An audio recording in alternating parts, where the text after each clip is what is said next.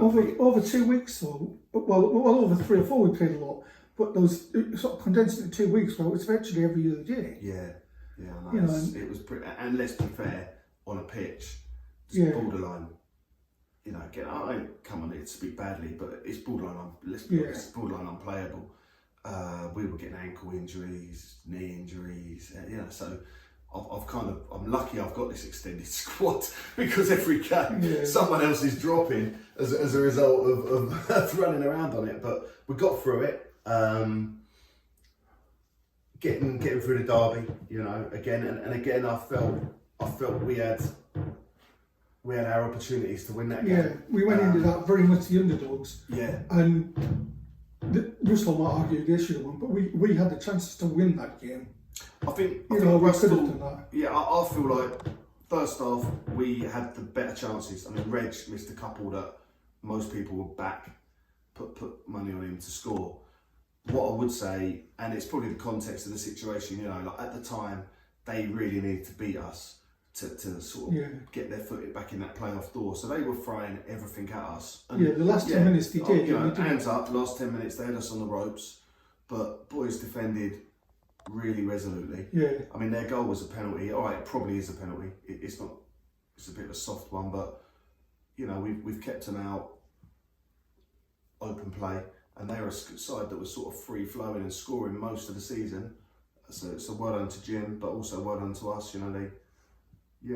It's just. But the one thing I'm pleased about is the last game of the season. I obviously you weren't able to be there. It was just getting the cut. It was the whole thing. It was. I think by that point the pressure was off. Even though I was still saying, if we win this. We could finish 8th. 7th's gone by that. But I said we could finish 8th. So we need to win this. And then we get the coach. And I'm not normally one for coaches. I don't know, I'm a sociable bugger. But I went on the coach and the supporters were there, the loyal home and away guys. And it was just a good day. The sun was shining. And obviously we managed to, after a shaky start, we managed to put Holmesdale away. Scored 5 goals. For once it wasn't Reg. And Palace were playing in the cup semi-final.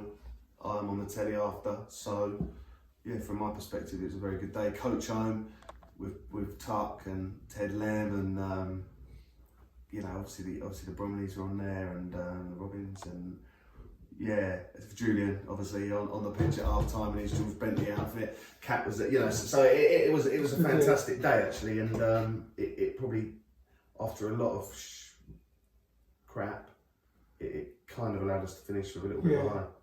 I suppose it also set up the awards evening as well for being a bit of a celebration again, not mourning or we didn't do very well. We've actually done all right this season considering the tough shit. It was more positives. Yeah, I think so. Again, thanks. Obviously the supporters, Mick particularly organised it's the Royal Wells, isn't it? And Claire for putting on the food. Again, real sort of club effort to get the night to happen. I was pleased we did it pretty soon after that final game because I think otherwise people start drifting away. And the vast majority of the boys and quite a good splattering of supporters made the effort to be there. It's a shame, 2023s were as a Saturday side they had a game that day. And it's a shame they couldn't be with us, but because obviously as a club, Jamie, Macca, Terry, Ben, they've all had a bit of a season of it as well, and obviously as a club, we've all been through the mixer a little bit. So when I watched 23's last game last night, obviously try and. See them running around on the concrete one last time. And you complained about the pitch. You just told me how the lines were to his ankle last night. Lines were to his ankle last night. So the pitch needs a break. I think as much as we do. So we got there in the end, didn't we? Got there in the end.